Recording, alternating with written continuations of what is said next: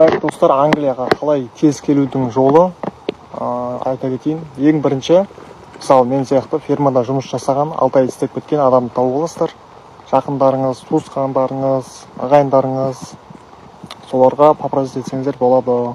Мен мысалға осыдан келер алдым, менің жақын танысым маған айтқан, ол 3 жыл жұмыс жасап келген осы фермада. Оған айтқан, приглашение жіберген, фермасы жасап келген. Өзімен бірге 3 адам алып кел деген. Ол айтқан, мені айтқан, өзінің ағасын, жеңгесін айтқан. Сол сияқты осы жақта жасаған адамдармен сөйлессеңіздер болады, мені алып кетуге, попросить етуге. Мысалы мен қазір 3 ай болды жасағаныма, октябрьде қайтатын боламын Қазақстанға. Сол кезде мен қайтып келетін болсам, маған да мысалы айтады, либо қарындасың, либо ағаң, ініңді алып кел дейді. Сол сияқты таныстарыңыз тауып алсаңыздар болады. Солай келуге болады, жалпы достар.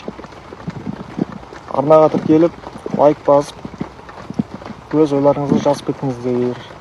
Ақпарат ұнаса лайк басып кетіңіздер.